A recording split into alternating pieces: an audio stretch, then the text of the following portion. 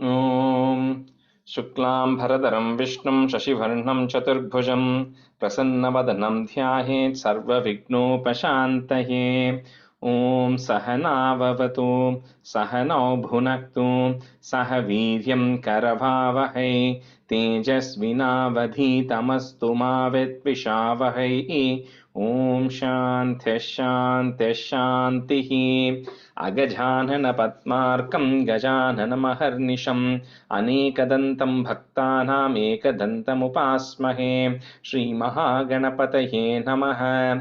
गुरवे सर्वलोकानां विषजे भवरोगिणां निधये सर्वविद्यानां श्रीदक्षिणामूर्तये नमः।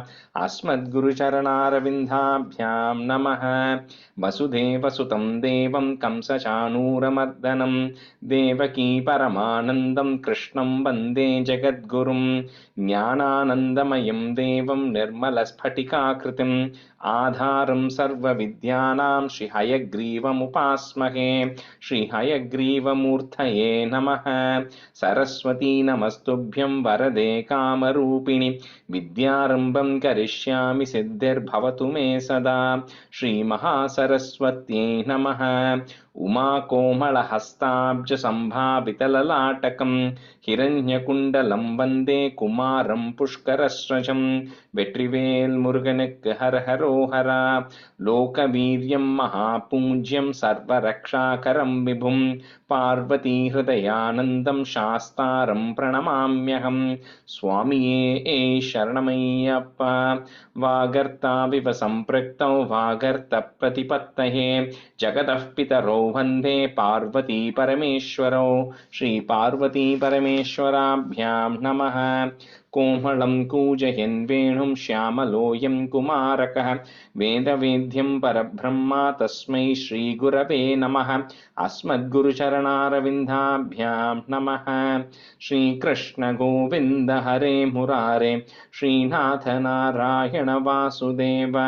श्रीकृष्ण गोविन्द हरे मुरारे श्रीनाथ नारायण वासुदेव। श्रीकृष्ण गोविन्द हरे मुरारे Srinath Narayana Vasudev.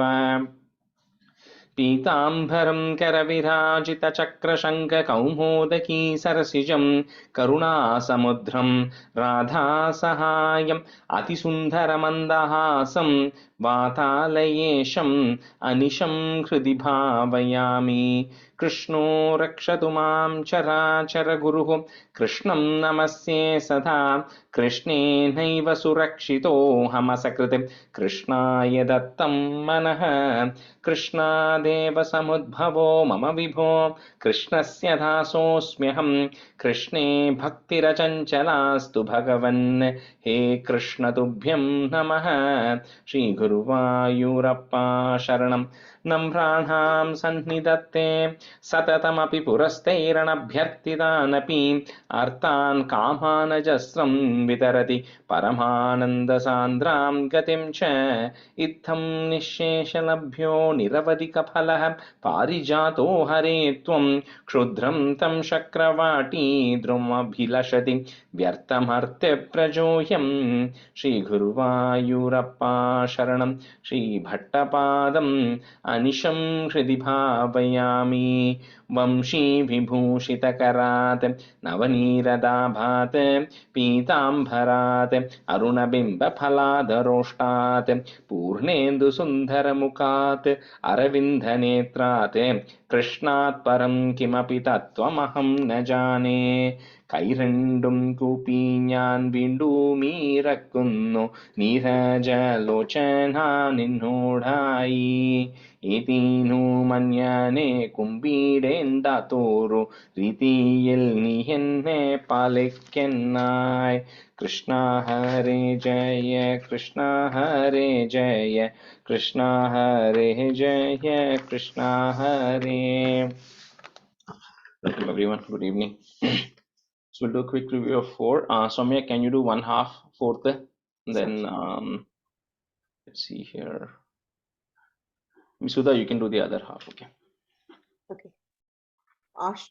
Ashta yoga varnanam yoga siddhi varnanam cha. कल्यतां मम कुरुष्व तावतीं कल्यते भवतुपासनं यया स्पष्टमष्टविधयोगचर्यया पुष्टया तव तुष्टिमाप्नुयाम् ब्रह्मचर्यदृढतादिभिर्मैः आप्लवादिनियमैश्च पाविताः कुर्महे दृढममी सुखासनं पङ्कजाब्ध्यमपि वा भवत्पराः तारमन्तरनुचिन्त्य सन्ततं प्राणवायुमभियम्य निर्मलाः इन्द्रियाणि विषयादतापहृत् यासमेह भवदुपासनोन्मुखाः. And the last line, Vishayatatapahrithyaasmahe. Okay, good. Indrayani vishayadatāprahryaasmahe bhavadupasanonmukhaः अस्फुटे वपुषिते प्रयत्नतो धारयेम दिशनां मुहुर्मुहुः तेन भक्तिरसमन्तराद्रताम् मन्त्ररात्मताम् उद्वहेम भवदङ्घ्रिचिन्तकाः विस्फुटावयवभेदसुन्दरं त्वद्वपुः सुचिरशीलनावशात्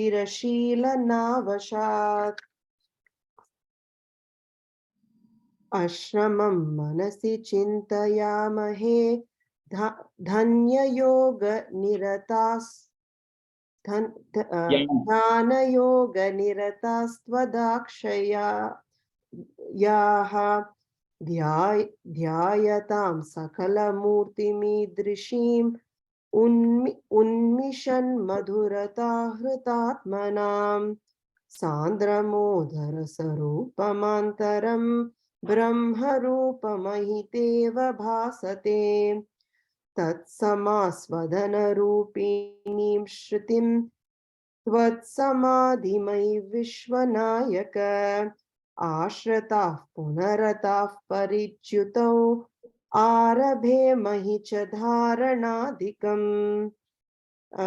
8 சொல்லிட்டுமா? 8 சொல்லுங்க, and then you can stop. इत्थमभ्यसन निर्भरोल्लसत्वत्परात्मसुखकल्पितोत्सवाः मुक्तभक्तकुलमौलितां गताः सञ्चरेमि शुकनारदादिवत्. सञ्चरेम, fourth. सञ्चरेम शुकनारदादिवत्. त्वत्समाधिविजये तु यः पुनः मंक्षुमोक्षरसिकक्रमेण वा योगवश्यमनिलं षडाश्रयैः उन्नयत्यजसु सुषुम्नया शनैः लिङ्गदेहमपि सत्यजन्नथौ लीयते त्वयि परे निराग्रहः ऊर्ध्वलोककुतुकीतु मूर्धतः सार्धमेव करणैर्निरीयते. The first line was Santya, the in sound, I think you didn't say that. Santya Janma. Lingadehamapi Santya, correct? Correct. Santya, correct. Santya Jannatau liyate tvayi pare niragraha ऊर्ध्वलोक कुतुकीतु मूर्धतः सार्धमेव करणैर्निरीयते अग्निवासर वलर्क्ष पक्षगैः उत्तरायण जुषा च दैवतैः प्रापितो रविपदं भवत्परो मोदवान् ध्रुवपदान्तमीयते आस्थितोतमहरालये यदा शेषवक्त्रदहनोष्मणार्ध्यते ईयते भवदोपाश्रयस्तदा वेदसपदमतः पुरैव वा तत्र वा तव पदे तवावसन् प्राकृत प्रलय एति मुक्तताम् स्वेच्छया खलु पुरा विमुच्यते संविभिद्य जगदण्डमोजसा. இதுல புராபியா புராவியா என்னது அது? இல்ல அதான் அந்த புரா பீன்னு சில புக்ல இருக்கு. But I think we said we can remove that p and just say ஸ்வேச்சயா கலு புரா விமுச்யதே புரா விமுச்யதே. விமுச்சியது புரா விமுச்சியது புராவிதானே. புரா இதுதான் இருந்தது. ஆனா நாங்க ரெண்டு பேரும் we had an argument. So அந்த விமுச்யதே is one word. So புரா விமுச்யதே. நான் புராவி முச்சதேன்னு சொல்றேன். அதான் I was going to say, yeah, it's pura vimuchyate. Yeah. Some books have pura p, and we said okay, some books did not have that p, so remove that p, but it's pura vimuchyate. Vimuchyate, okay. Tasya chakshiti payo maho niladhyo mahat prakriti saptaka vritihi tattadatmakataya विशन सुखी याति ते पदमनावृतं विभो अर्चिरादिगति मीदृशीं व्रजन् विच्युतिं न भजते जगत्पते सच्चिदात्मक भवत् गुणोदयान् उच्चरन्तमनिलेश पाहि माम्. श्री कृष्णाय परब्रह्मणे नमः. Start with Dasakam 5. So I think Gopiji, you can be a student, and Rupa, you can be a student. So the 5 is Virat Purushotpatti. So Purusha Utpatti. So Virat Purusha Utpatti Prakara Varnana. So in the 6th Dasakatla, we're going to talk about the Virat Swarupam of the Lord. Of to say how the Virat Rupam of the Lord has all the 14 worlds embedded into it, and the Lord, it's all part of that. That the description of the Lord in that form that we're going to see in the 6th Dasakam. So this is the Dasakam preceding to it. So this is talking about how that form is even coming about. So idum vandu like last time, it's very theoretical, right? It's going to be a little bit, konjam idu puriyradum kashtam, explain pandradum konjam kashtam, but we'll we'll see some of this. And because from here on, right, from 5, 6, 7, 8, 9, 10 is all the evolution of the cosmos, and then what Brahma is doing, how the underlying message that is there in all of this is that all of this doesn't happen magically. Right? There has to be somebody who is orchestrating it. And that orchestrator is the main Bhagavan, whoever you want to call it. Right? That is the message that they are conveying in all of these things. Is it just doesn't happen like that. So, other than that is the key thing. So, by learning this, all we are trying to say is in the cosmos, how it has formed, we are not going to do anything. At least I am not a scientist. Maybe some of you are not either. So, it doesn't matter. But the underlying thing we have to remember is root of all of this is there's a Bhagavan or a creator who's doing this. That is the net message that is coming out of this, right? So that we'll keep that as our North Star as we are talking through some of these things. So stanza 1. Vyakta vyaktamidam na kinchida bhavate prakrita prakshahe mayayam gunasamya ruddha vikrutau tvayagatayam lahyam no mrityuscha tadhamritam cha samabhute nanno naratre stitihi tatraikastvamashishyadah kila parananda prakashatmana. So in the various what do you call pralayam and everything that is going to happen, the days of Brahma, all of that is going to come later once we talk about Brahma himself or itself, right? But here what it is saying is there are two main types of pralayam we spoke about. One is the naimittika pralayam, which happens at the end of a day of Brahma, where majority, except for the top 3 worlds, everything is going to go, and we're going to see what those 14 worlds are later on, so don't worry about that. So in the prakrita pralayam is when Brahma's 100 years of life is over. So when Brahma's 100 years of life is over, which means there's absolutely nothing that is in existence. This is literally nothing in existence. So here he says vyakta avyakta, means vyakta means anything which manifests itself. It could be the trees, it could be the jivatmas, it could be the rocks, whatever is manifested, right, by nature is vyakta. Avyaktam is anything which is not manifested but exists. So he says there's absolutely no vyaktam, no avyaktam, nothing is there, and all of that is, not there. And at the time, there is also, he says, there's a equilibrium that exists. There's no birth, no death, no liberation, none of that stuff. There's nothing called as a day, nothing called as a night. There's absolutely nothingness that is existing, right? And only you, O Brahman, remain in a state of bliss. That's the only thing that is actually existing. So that's how it first starts. So that is what is happening at the end, or you can say beginning or end. How? Because at the end, in the Hinduism, there is never a beginning or an end. It's always a cycle. So you could either say it's the beginning, or you could say at the end of the previous thing, this is what is happening, right? So that's how he starts with this.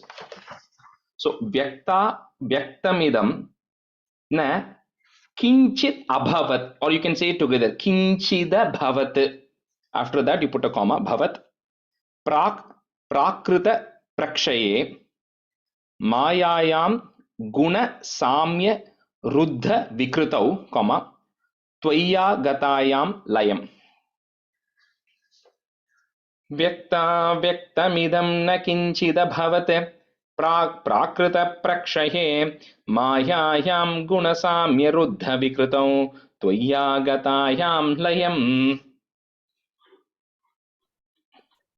व्यक्ताव्यक्तमिदं न किञ्चिदभवत् प्राक्प्राकृतप्रक्षये मायायां गुणसाम्यरुद्धविकृतौ त्वय्यागतायां लयम्.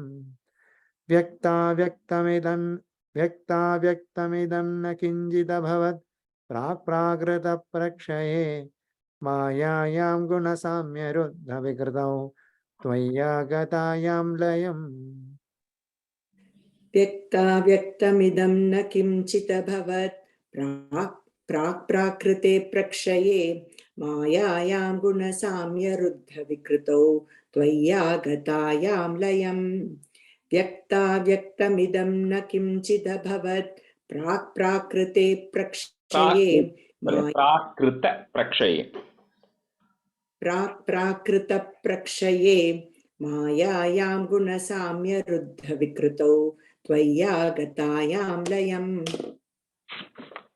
No mrityuscha tadamritam cha samabhut. So if you have a in, right, you remove that in and put a, it gets replaced by it, samabhut, and then comma.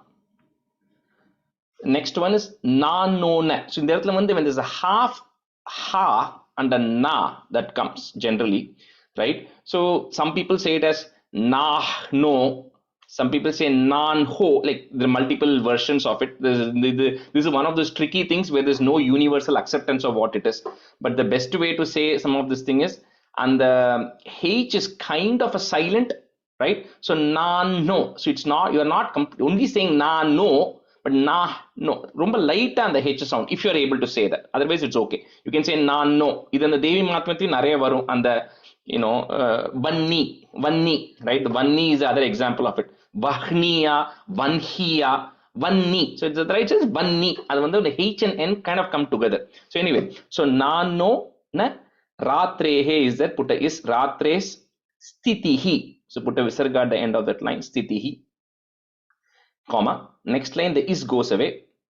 Tatraikas tvamashishyataha. Tvamashishyataha is that, put a ich sound, tvamashishyatah kila, comma. Parananda prakashatmana. No mrityuscha tadamritam cha samabhut nanno naratre stitihi tatraikastvamashishhyatah kila parananda prakashatmana. No mrityuscha tadamritam cha samabhut nanno naratre stitihi tatraikastvamashishhyatah kila parananda prakashatmana. No mrityuscha tadamritam cha samabhut nanno naratre stitihi tatraikastvamashishhyatah kila parananda prakashatmana. After kila there is a comma, okay? Okay.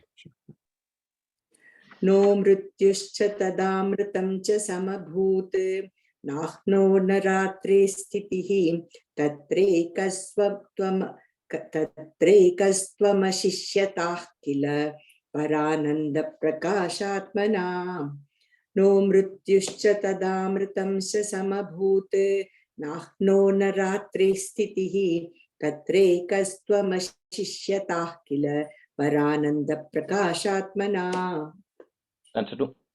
कालः कर्म गुणाश्च जीवनिवहाः विश्वं च कार्यं विभो चिह्नीलारतिमेयुषे त्वयि तदा निर्लीनतामाययुः तेषां नैव वदन्त्यसत्त्वमयि भोः शक्त्यात्मना तिष्ठतां नो चेत् किं गगनप्रसूनसदृशां भूयो भवेत् सम्भवः.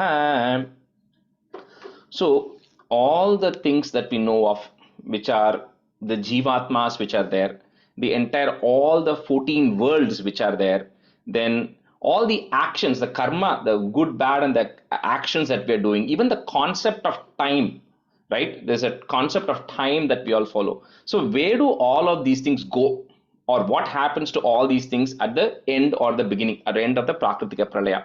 So it says, if none of these, if we say none of these exist at the end of the Prakritika Pralaya, then how does it magically appear, right? So that also doesn't quite, agree on it, right? So they say you can't quite say that it all doesn't exist. At the same time, you can't say it exists. And the example that you can think of is you take a seed, right? A seed of an apple. Now you take the seed of an apple and say, is this an apple? The answer is no, it is not an apple.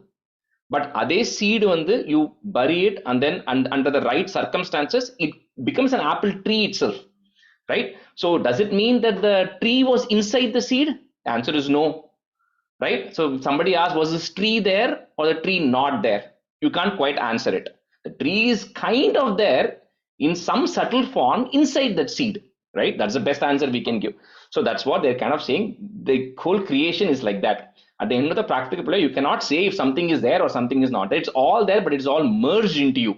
And it all exists in some subtle form inside the Brahman itself, because only then he says something can come out. But it is not all in the form that we all know of. It's not in the 14 worlds form, because nothing is visible. There's nothing to be seen, but it is all there inside you. So that is how the simplest way of explaining that is the example of the seed and the apple tree here, right?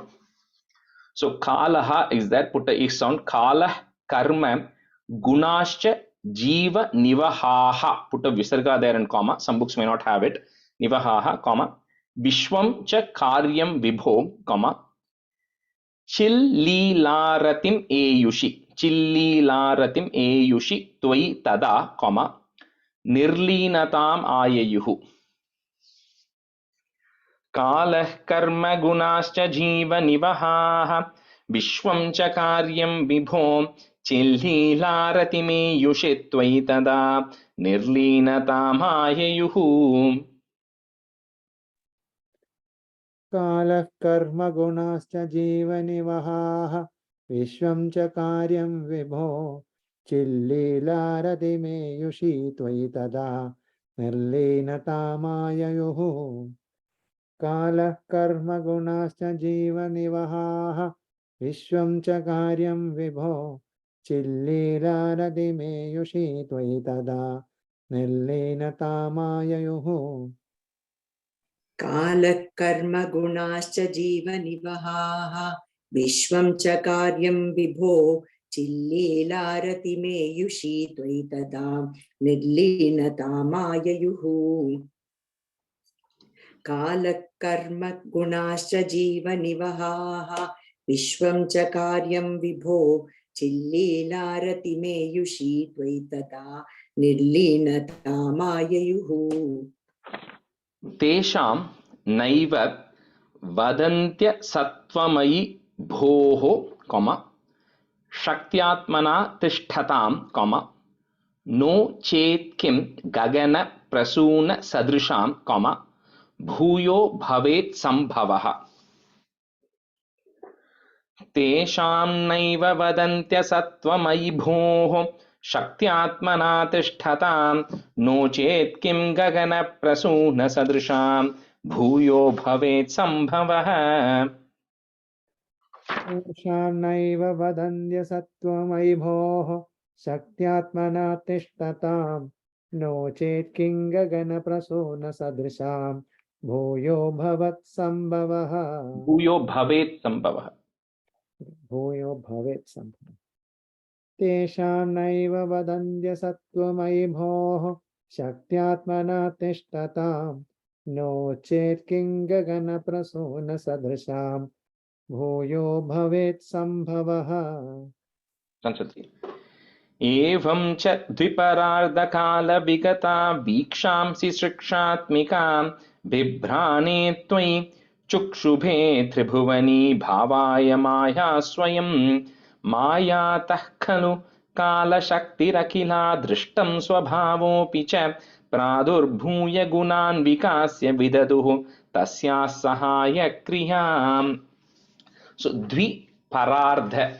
So the word parardha means it's actually 50 years. So Brahma's life, like we said, is 100 years, which we'll discuss later. So that is divided into two halves. First half, Pratama Parardha, Dvitiya Parardha. So right now we are in the second Parardha of Brahma. That's why when you do the Sankalpam, you say Dvitiya Pararte, right? We are the second half of Brahma. Then within that, Brahmas each day we said is ruled by, there are 14 Manus who rule across one Brahma's day. So we say Vaivaswata Manvantare, we are in the Vaivaswata Manu, who is the seventh Manu, right? And then we say Ashtabimshatitame. So within that, each Manu has 71 Chaturyugams. So out of that, the Vaivaswata Manu, we are in the 28th Chaturyugam. So we say Vaivaswata Manvantare, Ashtabimshatitame. Then Pratame Pate. So out of that, you are in the first quarter, we have the Kali Yuga and all that stuff, right? So anyway, the Dviparardha is at 100 years of Brahma.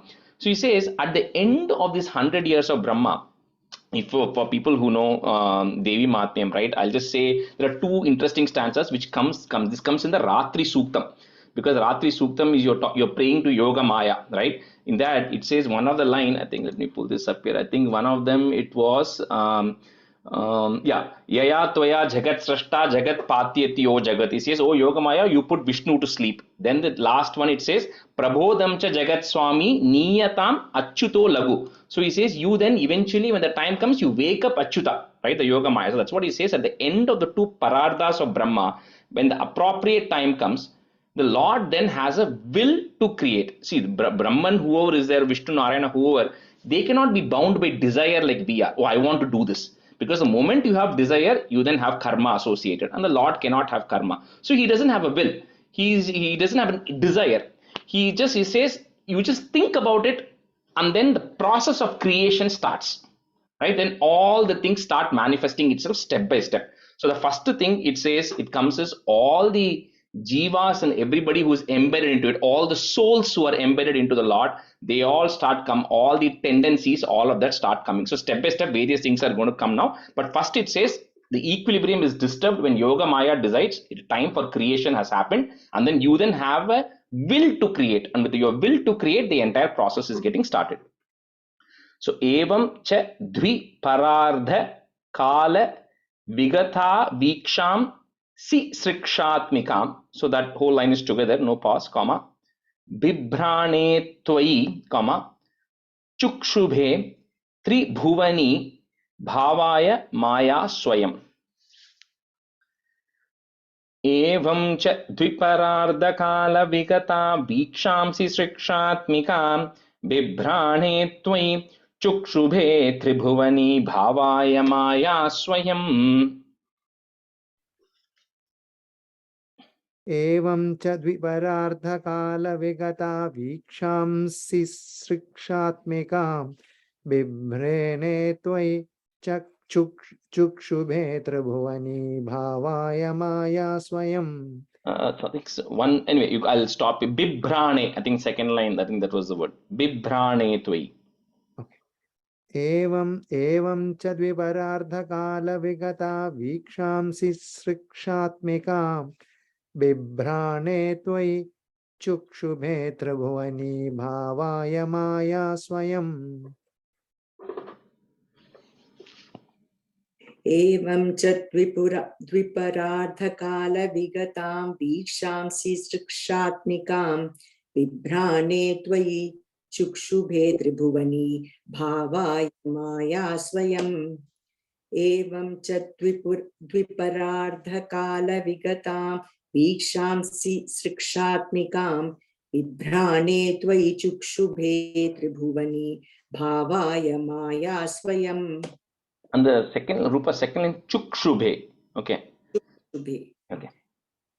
Mayataha is there, put a x on Mayatah khalu, comma Kala Shakti Rakila. If you want to break it, Kala Shakti Rakila Drishtam, because it's Adrishtam, so that word comes together. Kala Shakti Rakila Drishtam Swabhavopi Cha, comma Pradurbhuya Gunan Vikasya Vidaduhu. So that is there, you remove it, put a visarikanda comma Vidaduhu, comma Tasyas Sahaya Kriyam. I think some books may have tasyaha. If you have tasyaha, then put a is to join it. Tasya sahaya kriyam. Mayatah khalu kala shaktirakila drishtam swabhavopi cha pradurbhuya gunan vikasya vidaduhu tasya sahaya kriyam. मायातः खलु कालशक्तिरखिला दृष्टं स्वभावोऽपि च प्रादुर्भूय गुणान् विकास्य विदधुः तस्या सहायक्रियाम् मायातः खलु कालशक्तिरखिला दृष्टं स्वभावोऽपि च प्रादुर्भूय गुणान् विकास्य विदधुः तस्या सहायक्रियाम् मायातः खलु कालशक्तिरखिला दृष्टं स्वभावोऽपि च प्रादुर्भूय गुणान् विकास्य विदधुः तस्या सहायक्रियाम् मायातः खलु कालशक्तिरखिला दृष्टं स्वभावोऽपि च प्रादुर्भूय गुणान् विकास्य विदधुः तस्या सहायक्रियाम्. And so forth. Maya sannihito pravishta sakshiti gito bhavan bhedaistam pratibimbato vibhishivan jivopi naiva paraha kaladi pratibodhitata bhavata sanchodita cha swayam maya sa khalu buddhitattvamasrujat yosau mahanuchyate. So he says, now, he says, you, O Lord, here Bhattacharya refers to Guru Ayappan or Narayana, whoever, you and this whole concept of Maya or this Yoga Maya are always working in conjunction. You are kind of part of a team because we all are under the influence of Maya, we end up doing different things, you are bound by karma and all that, but the Bhagavan is not. So even though he is inside all of us, he is still not controlled or bound by Maya. So that is the underlying thing they're saying is you are beyond the concept of Maya. But more importantly, what is happening is, he says, like if you remember in the Kapilopakyanam, right, we talked about this Mahat, Prakriti and all of that context. So that's what all of this is going to happen. So he says, before all the creatures and all of them are going to be formed, even before Brahma is formed and everything, the various concepts start coming. So he says the first thing that is there is the concept called as Mahat, which is the concept of intelligence. So he says first there is intelligence that needs to be there, or the concept, because then various things like individualism, ego, all of those are the various things. The concept of all of those are getting created. It's difficult to explain what does it mean, the concept of that. But anyway, so it says first from this Maya comes Mahat, which is the first thing which is coming. So Maya sannihito pravishta, that is apravishta, but the thing goes together with the to. So Maya sannihito pravishta vapusha, comma, sakshiti gito bhavan, comma, bhedaistam pratibimbato bibishivan, comma, jivopi naiva paraha. So Mahya sannihito pravishta vapusha sakshiti gito bhavan bedhaistam pratibimbato vivishivan jivopi naiva paraha. माया सन्निहितो प्रविष्टवपुषा साक्षीति गीतो भवान् भेदैस्तां प्रतिबिम्बतो विविशिवान् जीवोऽपि नैवापरः माया सन्निहितो प्रविष्टवपुषा साक्षीति गीतो भवान् भेदैस्तां प्रतिबिम्बतो विविशिवान् जीवोऽपि नैवापरः माया सन्निहितो प्रविष्टवपुषा साक्षीति गीतो भवान् वेदैस्तां प्रतिबिम्बतो विवशिवान् जीवोऽपि नैवापरः Sorry, second line VV Shivan. विविशिवान् माया सन्निहितो प्रविष्टवपुषा साक्षीति गीतो भवान् वेदैस्तां प्रतिबिम्बतो विविशिवान् जीवोऽपि नैवापरः कालादि प्रतिबोधितात भवता, संचोदिता च स्वयं, माया सा खलु, next word, break it into 4 parts. Buddhi tattvam asrijat yosau, if you want to break it. So asrijat yosau, or you can say it together as asrijat dyosau. That's also okay. It's a dya, so it and a ya. So asrijat yosau mahanuchyate. कालादि प्रतिबोधितात भवता संचोदिता च स्वयं माया सा खलु बुद्धितत्त्वमसृजत्योऽसौ महानुच्यते.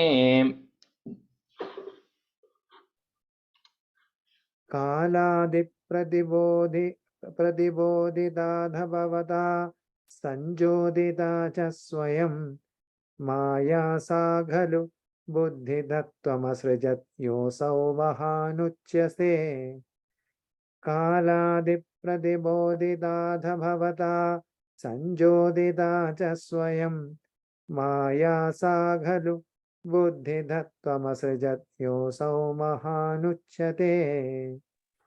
कालादिप्रतिबोधितात भवता संचोदिता च स्वयं माया सा खलु बुद्धितत्त्वमसृजद्योऽसौ महानुच्यते.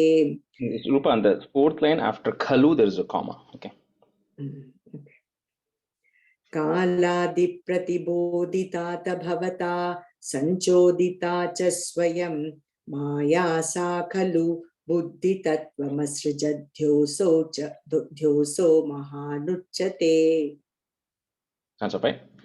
तत्रासौ त्रिगुणात्मकोऽपि च महान् सत्त्वप्रधानः स्वयं जीवेऽस्मिन् खलु निर्विकल्पमहमित्युद्बोधनिष्पादकः चक्रेऽस्मिन् सविकल्पबोधकमहं तत्त्वं महान् खल्वसौ सम्पुष्टं त्रिगुणैस्तमोति बहुलं विष्णो भवत्प्रेरणात्.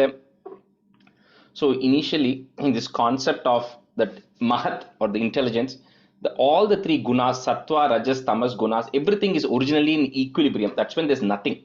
So first he says when the sattva guna is at the highest form, then everybody associates themselves with the universal consciousness. They feel that you are one, right? We don't have a difference between it is me and you are you. All of us are different. None of those differences exist. When you are at the highest of the sattva guna, you feel there's only one supreme consciousness. We are all part of that consciousness. That same consciousness is inside all of us. That feeling is there.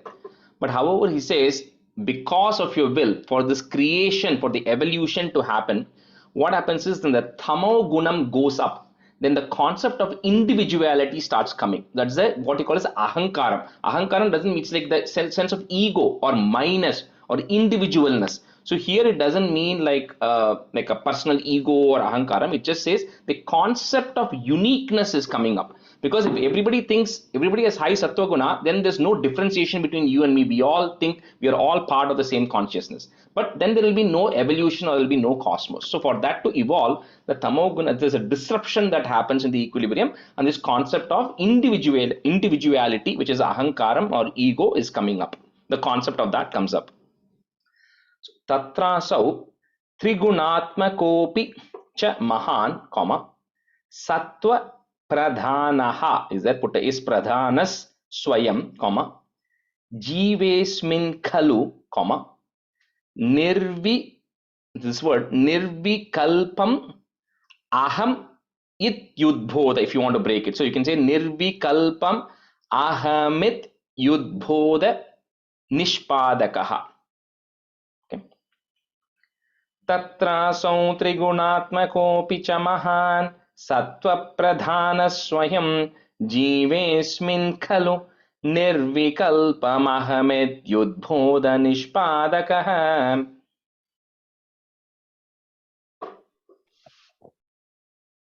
तत्रासौ त्रिगुणात्मकोऽपि च महान् सत्त्वप्रधानः स्वयं जीवेऽस्मिन् खलु निर्विकल्पमहिमत्युद्बोधनिष्पादकः.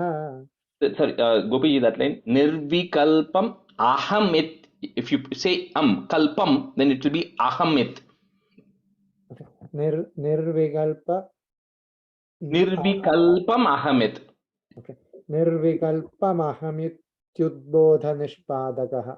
Yeah. तत्रासौ त्रिगुणात्मकोऽपि च महान् सत्त्वप्रधानः स्वयं जीवेऽस्मिन् खलु निर्विकल्पमहमित्युद्बोधनिष्पादकः. तत्रासौ त्रिगुणात्मकोऽपि च महान् सत्त्वप्रधानः स्वयं जीवेऽस्मिन् खलु निर्विकल्पमहमित्युद्बोध निष्पादकः. तत्रासौ त्रिगुणात्मकोऽपि च महान् सत्त्वप्रधानः स्वयं जीवेऽस्मिन् खलु निर्विकल्पमहमित्युद्बोध निष्पादकः. चक्रेस्मिन् सविकल्प बोधक महन् तत्वं महान् खल्वसौ. So no pause there, comma at the end of the line. Sampushtam त्रिगुणैस् तमोति बहुलं, comma, Vishnu भवत् प्रेरणात्.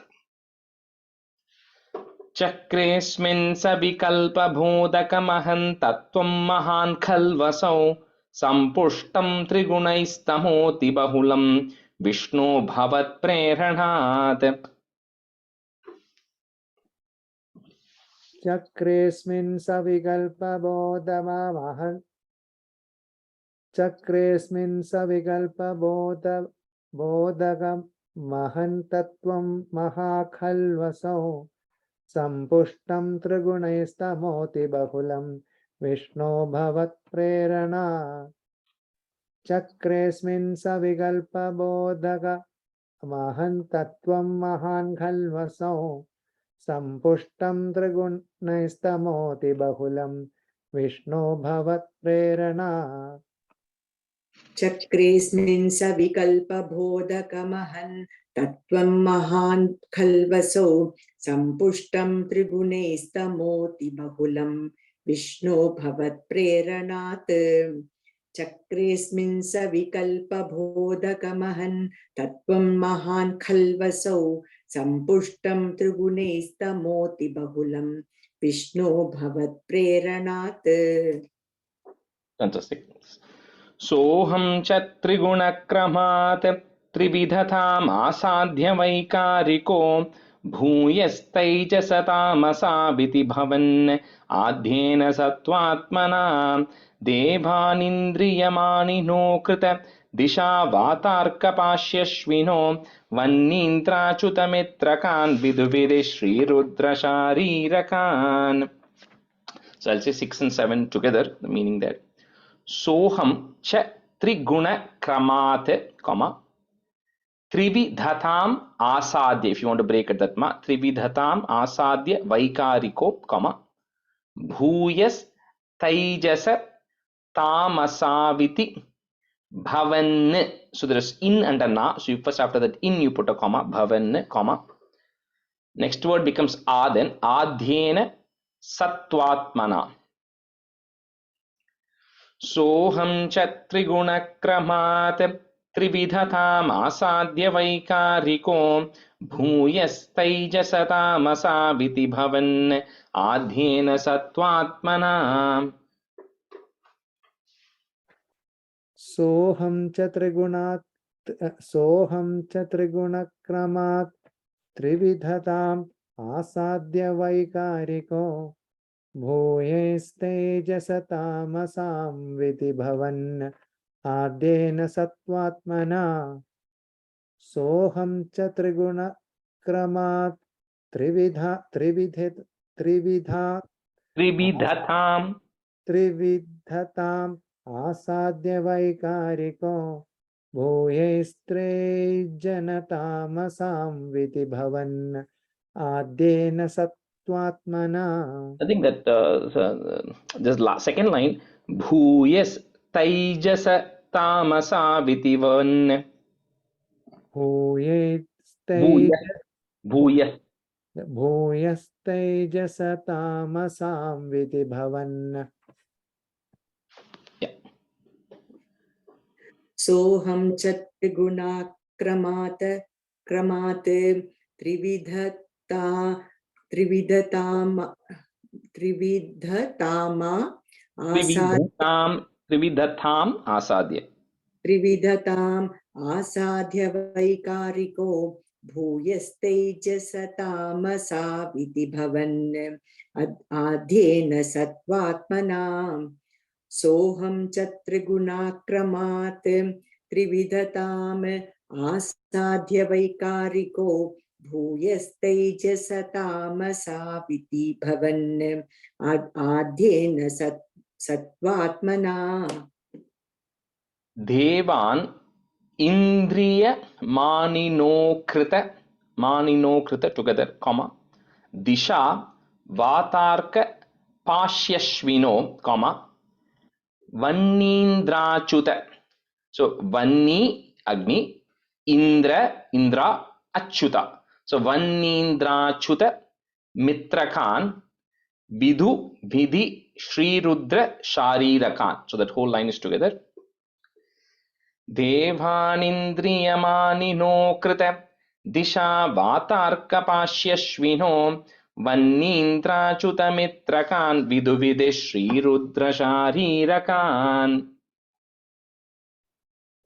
देवानिन्द्रियमानिनो कृत दिशा वातार्कपाश्यस्विनो वन्नीन्द्राच्युतमित्रकान् विधुविधि श्रीरुद्रशारीरकान् देवानिन्द्रियमानिनो कृत दिशा वातार्कपाश्यस्विनो वन्नीन्द्राच्युतमित्रकान् विधुविधि श्रीरुद्रशारीरकान् देवानिन्द्रियमानिनो कृत दिशा वातार्कपाश्यश्विनो वह्नीन्द्राच्युतमित्रकान् विधुविधि श्रीरुद्रशारीरकान् देवानिन्द्रियमानिनो कृत दिशा वातार्कपाश्वश्विनो वह्नीन्द्राच्युतमित्रकान् विधुविधि श्रीरुद्रशारीरकान्. Okay, we'll switch halfway. Bikram, you can be a student. Then Tulsi, you can be a student. Okay. Stanza 7. भूमन्मानसबुद्ध्यहङ्कृतिमिलच्चित्ताख्यवृत्त्यन्वितं तच्चान्तःकरणं विभो तव बलात् सत्त्वांश एवासृजत् जातस्तैजसतो दशेन्द्रियगणः तत्तामसांशात् पुनः तन्मात्रं नभसो मरुत्पुरपते शब्दो जनित्वद्बलात्. So see, there's a different process of creation which we are going to see later. So that is going to come later, starting from Brahma. So this has nothing to do with that, but this is how the general concept of the cosmos, space and everything is coming up. So he says, first we saw that Mahat came, Ahankaran came, which is a concept of individuality. Then he says, then the karmendriyangal and the jnanendriyangal. So the organs of action and the organs of senses. Right? So the eyes, hearing, and each of that has a devata which has to be there. And that devatas are first getting created. So for example, here he says, that's why he says Vanni, Indra, Achyuta, right? So he's saying Vidhu, which is the moon. So all of the devatas of the various senses of organs and the sense organs and the action organs, right? All of the devatas are all getting formed. And similarly, for the mind and everything, the various devatas are all getting formed purely because of your will. And from the next step, and this is, if you remember the Kapilopakyanam, he describes the Prakriti and then the 24 attributes and everything, right? How things come. So it's all the same list is going through, right? And then he says the first thing that is actually getting formed outside of the sense organs, and after all of that is formed, is the concept of sound. And then the next stanza will connect to it. So this says this concept of sound comes first. Before any concept of touch, form, all of that comes, the concept of sound is what is coming first. So bhuman manasa buddhyahankriti. So buddhi ahankriti together, buddhyahankriti milach chittakya vrityanvitam. So continuous and then a comma. Tachantah, is there put ich sound? Tachantah karanam vibho tava balat, comma.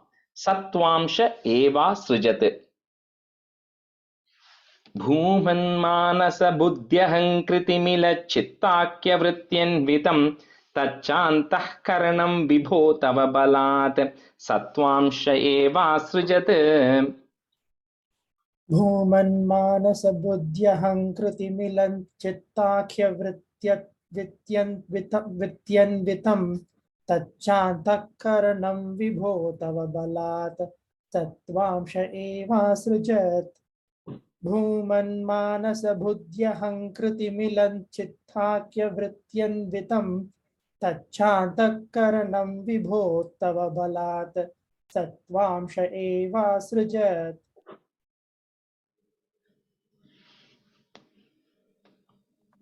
भूमन्मानसबुद्ध्यहङ्कृतिमिलच्चित्ताख्यवृत्त्यन्वितं तच्चान्तःकरणं विभो तव बलात् सत्त्वांश एवासृजत् भूमन्मानसबुद्ध्यहङ्कृतिमिलचित्ताख्यवृत्त्यन्वितं तच्चान्तःकरणं विभो तव बलात् सत्त्वांश एवासृजत् Jatas taijasato dashendriya ganaha. The 10 indriyas, dashendriya ganaha, the remove that is, put a visarga, comma.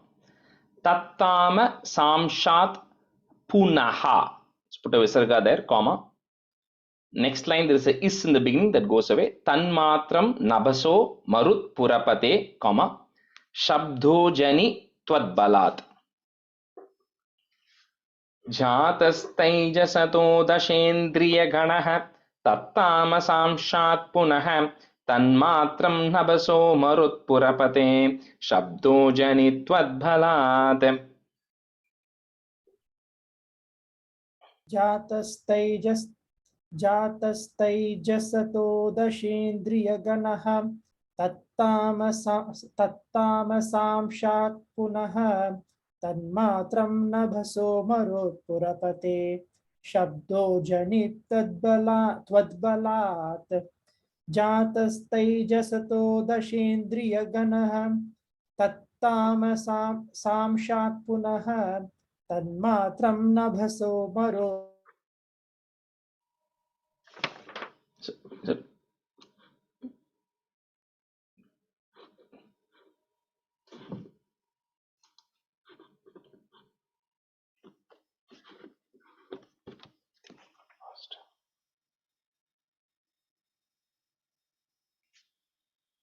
So Vikram, I am not, are you guys able to hear me? Because I'm not able to hear any of you.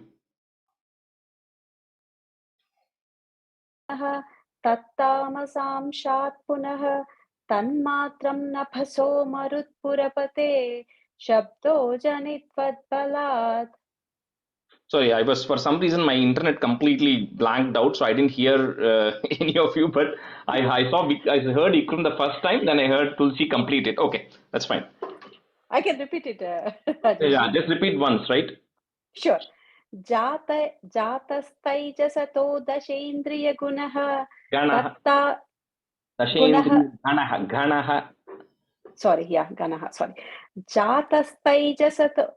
जातस्तैजसतो दशेन्द्रियगणः तत्तामसांशात् पुनः तन्मात्रं नभसो मरुत्पुरपते शब्दो जनित्वद्बलात्.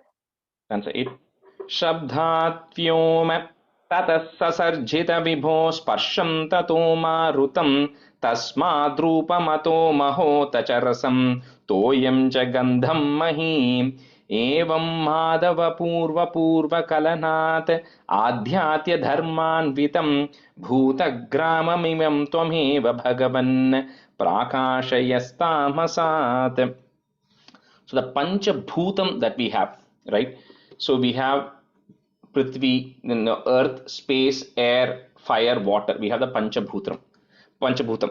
Then we also have the concept of the tanmatram, which is like the concept of sound, then touch, form, taste, and the smell, right? Which are associated with it. So according to this, these just don't come randomly, they actually follow sequence. So he says first, like we saw in the last one, shabdaha, sound is the concept that is coming first. So shabdho, that's why shabdhat yoma, then from sound. So what is the panchabhutam which only has sound, where only sound can be heard? Among the panchabhutam is space. So he says first the concept of sound is there. So space is what is saying, it comes first. Then the next one that comes, and each of them builds on it. So first there is space, which has just got sound. Then the next one it comes is the air, the second panchabhutam of air comes. Because when air is blowing, you can hear a whizzing sound. So you can hear a sound, right? And then you can feel the air, right? You put your hair in a drift, you can feel the air. So it says the air, and the concept of touch or a feel or a sound is coming next. The third panchabhutam which comes is fire, because he says fire, it has a form, right? When you do the havan, you see a form for the fire. Air doesn't have a form, space doesn't have a form, but fire has a form. And but fire also, when the fire is burning, you can also hear the fire burn, right? At the same time, you can touch a fire and you can feel the fire. So the fire is the third one which is coming, which is building on that. It has form, touch, and sound. The fourth one that now comes is adding to form, touch, and sound is taste. So the taste is water. You can taste water, right? The water, when it is, it can take different shapes as it's actually flowing from a waterfall. It has some shape associated with it. You can touch and feel the water. When the water is falling, you can hear the water also. Then the last one is earth. So earth has all of this, and it also has a concept of smell. You can smell earth, right? Because that is what is giving you the smell. So he says this is the sequence in which the panchabhutas are happening, and each of these elements has its own individual quality, and that's the sequence in which these are getting formed. So shabdat vyoma, comma, tataha is there, put is tatas sasarjita vibho sparsham tato marutam, comma, tasmadrupamato mahota cha rasam, comma, toyam cha gandham mahim. Shabdat vyoma tatas sasarjita vibho sparsham tato marutam tasmadrupamato mahotacharasam toyam cha gandham mahim. शब्दाद्व्योमः ततः ससृजित विभो Sasarjita. ततः ससर्जित Yeah. शब्दाद्व्योम ततः ससर्जित विभो स्पर्शं ततो मारुतं तस्माद्रूपमतो महोऽथ च रसं तोयं च गन्धं महीम्. शब्दाद्व्योम ततः ससर्जित विभो स्पर्शं ततो मारुतं तस्माद्रूपमतो महोऽथ च रसं तोयं च गन्धं महीम्. शब्दाद्व्योम ततः ससर्जित विभो स्पर्शं ततो मारुतं तस्माद्रूपमतो महोत च रसं तोयं च गन्धं महीम्. शब्दाद्व्योम ततः ससर्जित विभो स्पर्शं ततो मारुतं तस्माद्रूपमतो महोत च रसं तोयं च गन्धं महीम्. Evam madhava purva kalanath. So the da that is there, we'll break it, put the it kalanath, comma. Next word starts with the adhyadhya dharmanvitam, comma. Bhuta gramamimam tvameva bhagavan, comma. प्राकाशयस्तामसात् एवं माधव पूर्वकलनात् आध्याद्य धर्मान्वितं भूतग्राममिमं त्वमेव भगवन् प्राकाशयस्तामसात् एवं माधव पूर्वकलनात् आध्याद्य धर्मान्वितं भूतग्राममिमं त्वमेव भगवन् प्राकाशयस्तामसात् एवं माधव पूर्वकलनात् आध्याद्य धर्मान्वितं भूतग्राममिमं त्वमेव भगवन् प्राकाशयस्तामसात्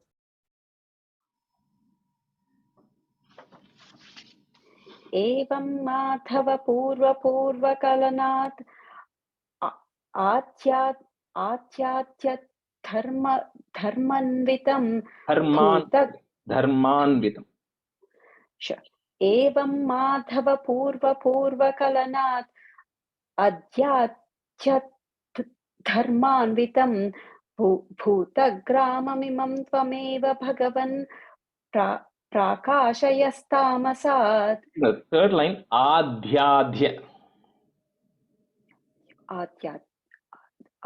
Okay, second R, right? Okay. Adhyadhya. Two Sure. dhya coming, dhy, dhya. Sure.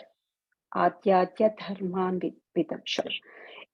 एवं माधव पूर्वकलनात् आध्यात्य धर्मान्वितं भूतग्राममिमं त्वमेव भगवन् प्राकाशयस्तामसात्.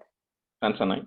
एते भूतगणास्ततेन्द्रियगणाः देवाश्च जाता पृतं नोषे कुर्भुवनाण्डनिर्मितविधौ देवैरमीभिस्तदा त्वं नानाविधसूक्तिभिर्नुतगुणः तत्त्वान्यमून्या vision चेष्टाशक्तिमुदीर्यता निघटयन् हैरण्यमण्डं व्यधाः. So we now have the various elements which we saw, right? We have the earth, water, all of those elements are there. We also saw the sense organs are there, the organs of actions are there, and each of the deities who rule over the sense organs and organs of action are all there. But think of them as all Lego blocks, or they're just sitting, right? Nothing is happening. So somebody has to now come and mix them and bring them together, activate them, combine them to create something. So that is the first avataram of the Lord, is actually that is the first avataram. The Matsya, not the first. The first avataram of the Lord is to come and say, I am going to come and I'm going to take everything that I've created and I'm going to build something out of it, right? So that is the first avataram, and then you combined all of these things, and then you created the Hiranya Mandam. Hiranya Andam means the golden egg, right? So we say that when I'll explain a little bit more when you come to the next answer, but everything we're saying for Hinduism belief is it's shaped in the form of an egg. Doesn't mean there is actually a physical structure which is surrounding it, right?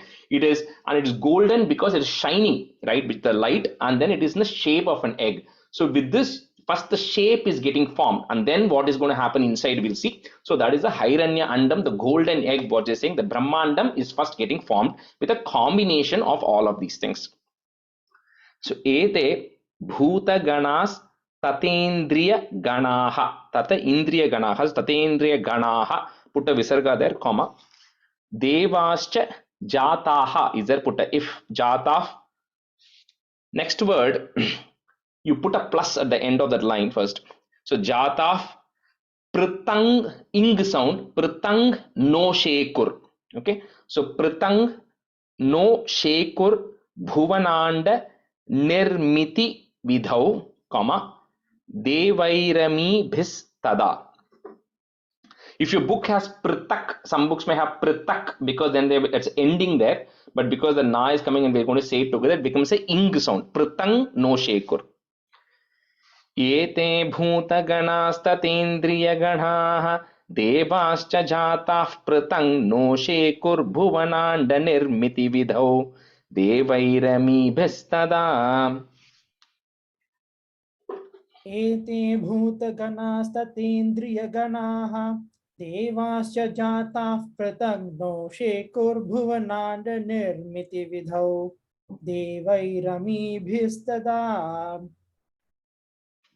एते भूतगणास्तदेन्द्रियगणाः देवाश्च जाताः पृथग्नो शेकुर्भुवनाण्ड निर्मितिविधौ देवैरमीभिस्तदा ராஜேஷ் ஒரே question ம். அது வந்து நிர்மித்த விதவா நிர்மித்தி விதவா Nirmiti.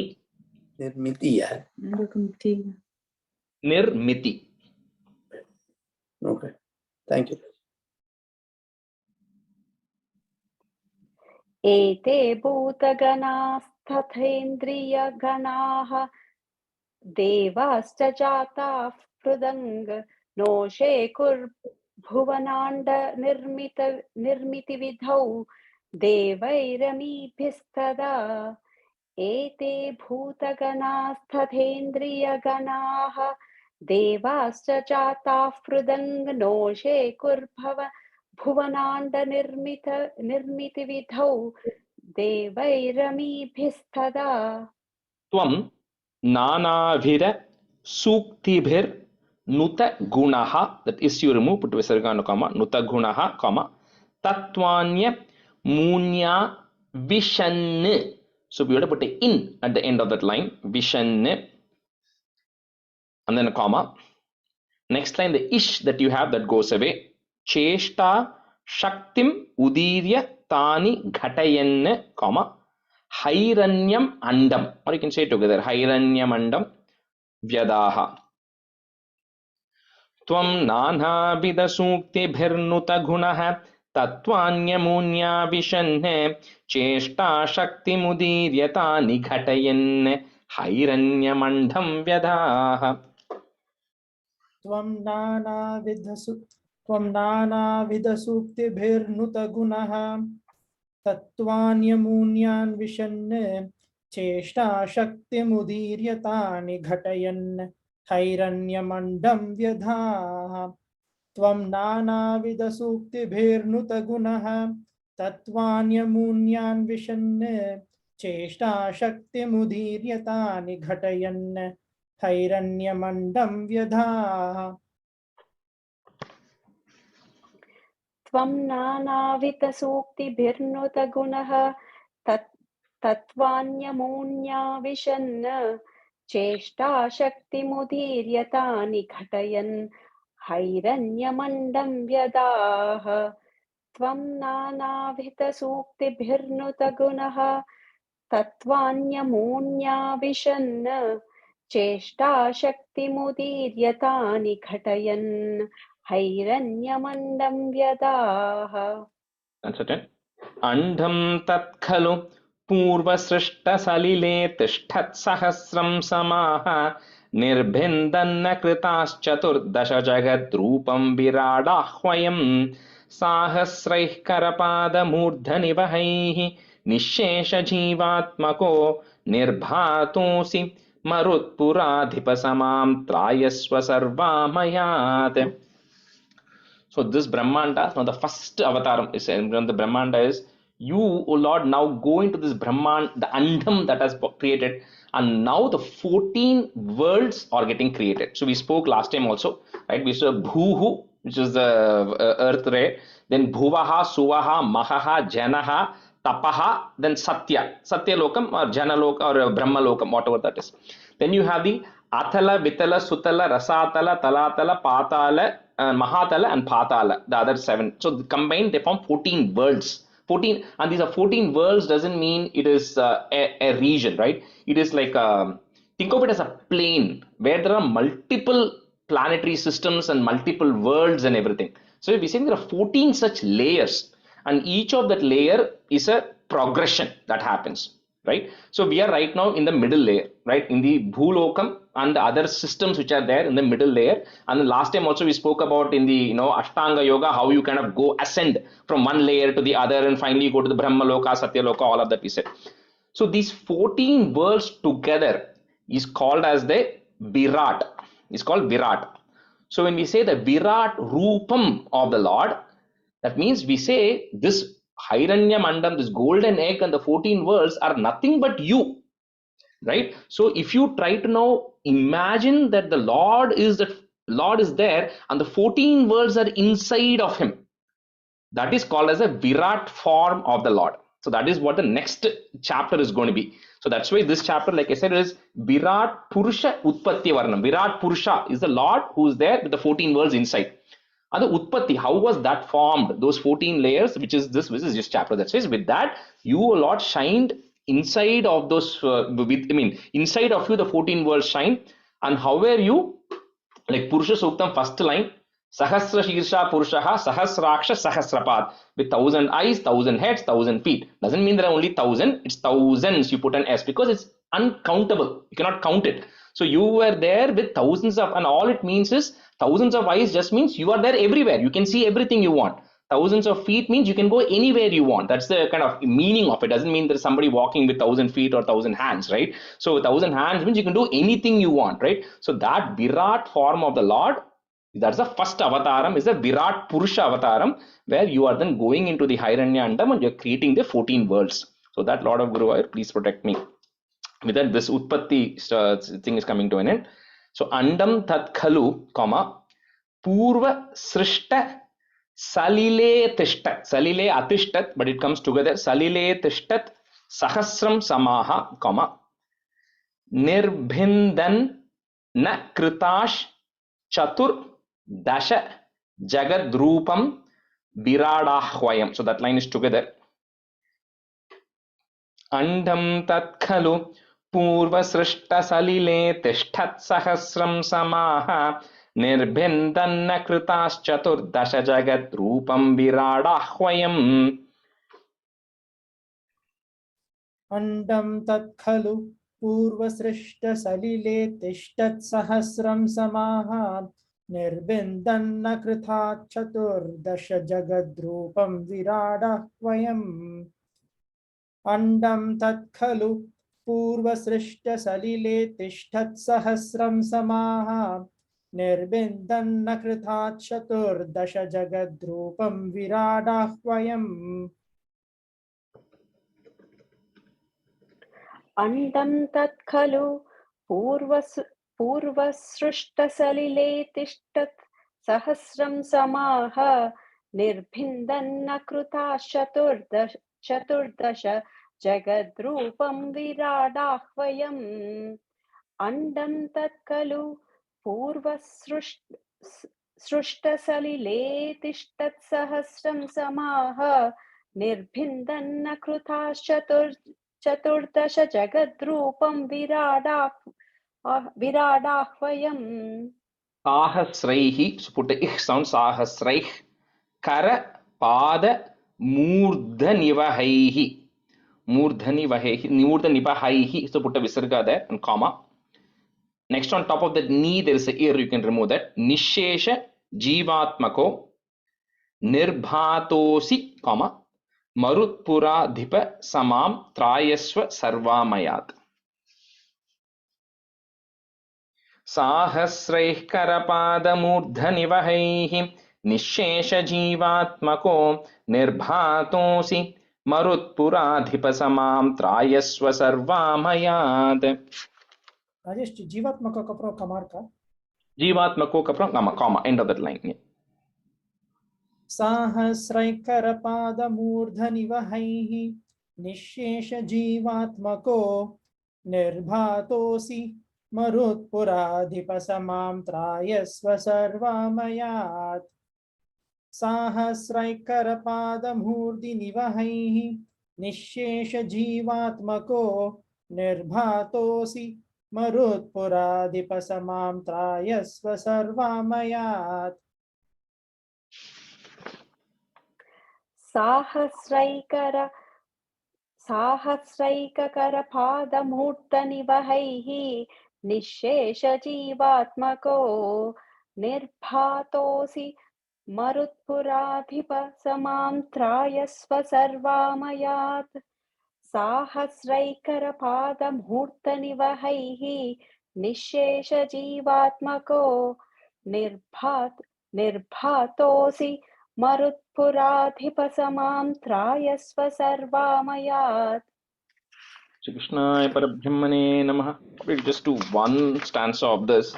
So the Dasakam 6 is Virat Dehasya Jagat Atmatva Varnanam. So description of the form of the Virat Purusha. That's what it is.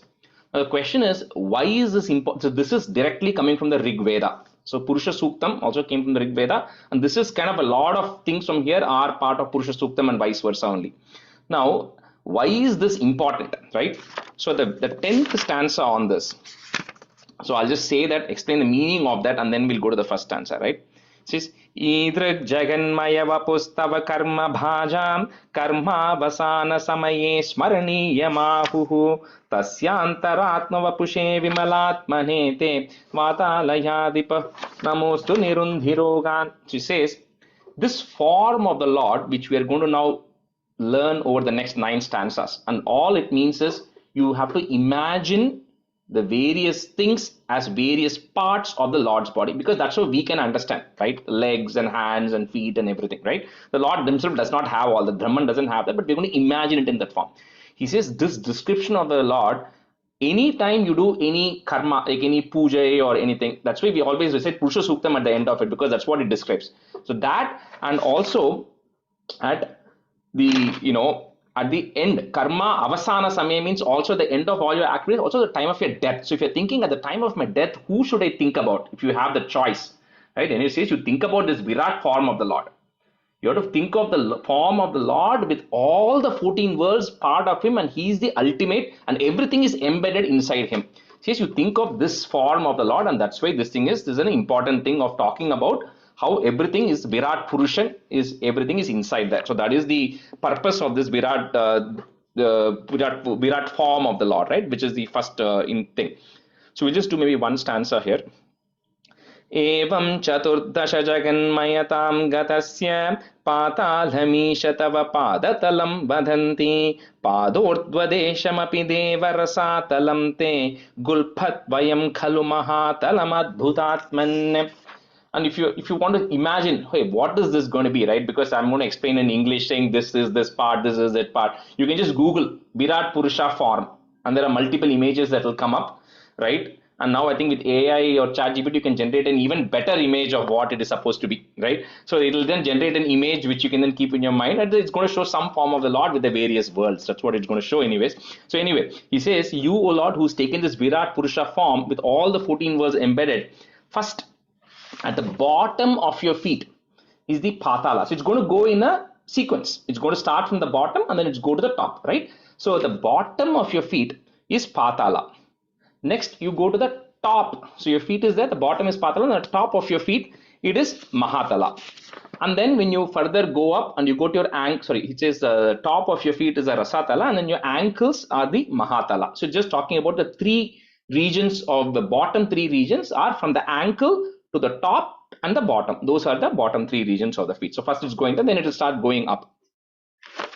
So evam Chaturdasha Jagan Mayatam Gatasya, Patalamisha Tava Padatalam Vadanti Padordva Deshamapi Deva Rasatalam Te, Gulphat Vayam Khalu Mahatalam Adbhutatman.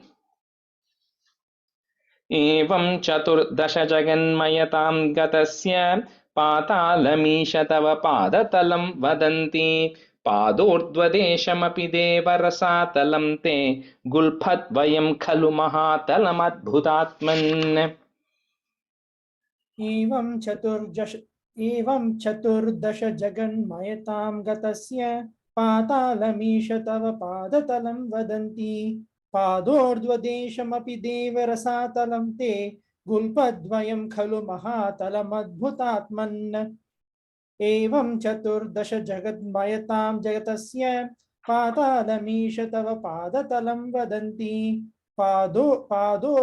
पादोर्ध्वदेशमपि देवरसातलं ते गुल्पद्वयं खलु महातलमद्भुतात्मन् एवं चतुर्दश जगन्मयतां गतस्य पातालमीश तव पादतलं वदन्ति पादोत्थदेशमपि देवरसातलं ते गुल्फत्वयं खलु महातलमद्भुतात्मन् एवं चतुर्दश जगन्मयतां गतस्य पातालमीश तव पादतलं वदन्ति पादोर्ध्वदेशमपि देवरसातलं ते कुल्फद्वयं खलु महातलमद्भुतात्मन्. Parabrahmane Namaha. We'll stop here. I just have to step out briefly. So, सान्द्रानन्दावबोधात्मकमनुपमितं कालदेशावधिभ्यां निर्मुक्तं नित्यमुक्तं निगमशतसहस्रेण निर्भास्यमानम् अस्पष्टं दृष्टमात्रे पुनरुर्पुरुषार्थात्मकं ब्रह्मतत्त्वं तत्तावद्भाति साक्षात् गुरुपवनपुरे हन्त भाग्यं जनानाम् कायेन वाचा मनसेन्द्रियैर्वा बुद्ध्यात्मना वा प्रकृते स्वभावात् करोमि यद्यत् सकलं परस्मै नारायणायेति समर्पयामि. Thank you everyone.